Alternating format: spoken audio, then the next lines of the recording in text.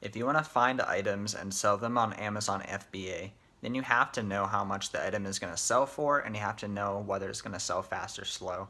And once you know this process, you can do this over and over again and let your curiosity take you wherever you want to go.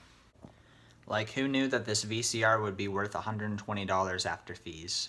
Or who knew that this old Bible would be worth $38 after fees?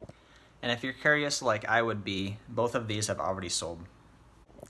In case you don't know me, my name is Seth with Checkmate Flips, and I primarily sell on Amazon and eBay and went full-time March 2020. And if you don't know our kitten, this is Stella. The first thing we have to do is find out how much the item is selling for. So first you have to enter the Amazon seller app, and then there's a couple different ways you can look up an item. Most of them start with the camera in the top right or the add a product near the middle of the screen. So the two ways you can do it with the camera is by hitting the camera and filling the book with your screen, and then it should pop up. It would be that first one there. Or you can hit the camera and you can scan the barcode, and it'll also come up. It would be that 400,000 there on the bottom. And then you can also click add a product, and you can type in the title, and you can also use the microphone, which is near the bottom of the screen once you have clicked in to this top section, and you can type stuff.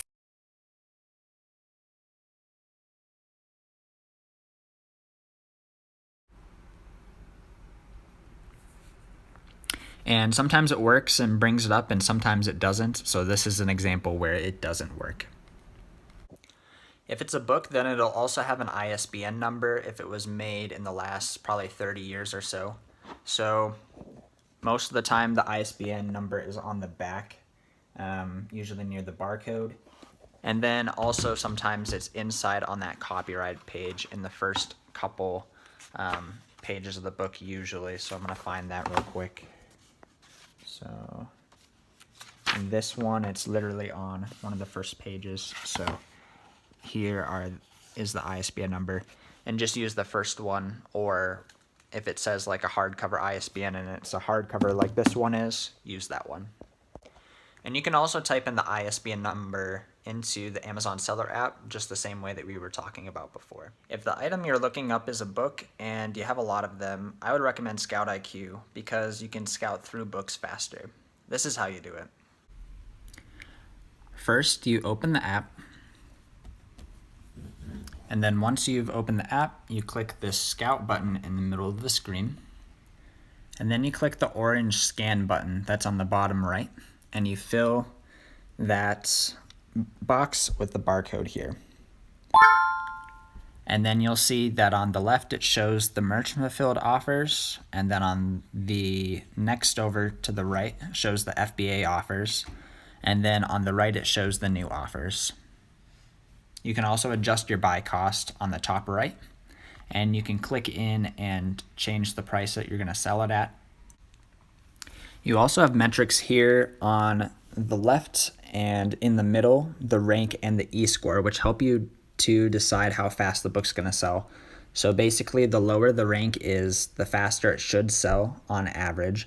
And then the e-score is a metric that Caleb Roth at 𝗬𝗏𝗍 created to tell you how many days out of the last 180 days has the book sold at least once. So this book has sold 57 times in the last 180 days, at least one time. So when it did sell, let's say last Tuesday, it could have sold 5 times, but this metric doesn't tell us that.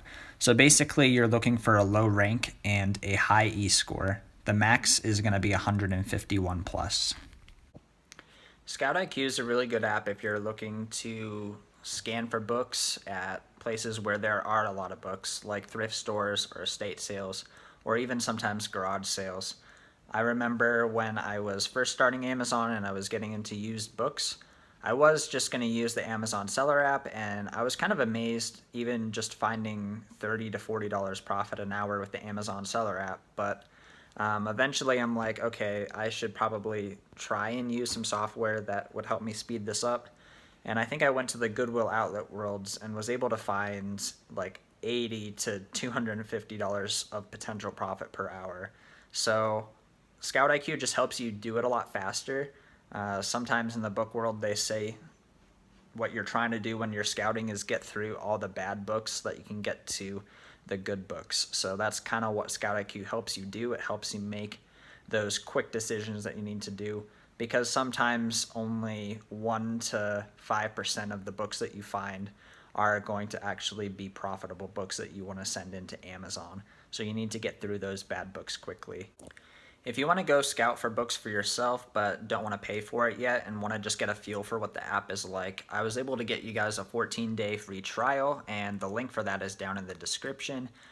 It's what I use to scan for books if I'm looking for books in a place like a thrift store and an estate sale where there's a lot of books and I want to get through them quickly. It's the type of thing you can easily cancel at any time, and they won't bill you for the next pay cycle if you do that before the 14 days. So if that is something that you're interested in, it is down in the description. If you're just doing books, you don't have to use Keepa, but sometimes Keepa is really important, especially for other things, just to see when exactly things sold and how much they sold for. So we're going to dive into how to use Keepa. So how to use Keepa is, first you want to be on the product page, and then you want to click that list on the bottom right of the screen. You're going to click into that, and then you're going to cut and paste the ASIN that's in the middle of the screen. That's the Amazon identifying number. So you cut and paste that, and then you go to Keepa. You go to the search bar, cut and paste it there, hit search, and then from there you're going to see a graph. So if you have the unpaid version, you're only going to see the prices there. And that's not really what we're trying to do with Keepa. The helpful thing is seeing those green lines go up and down. That's when the sales rank drops. Basically, whenever that green line goes down, you can click in and see it more detailed like. But basically, whenever that green line goes down, we know at least one sale was made at that time.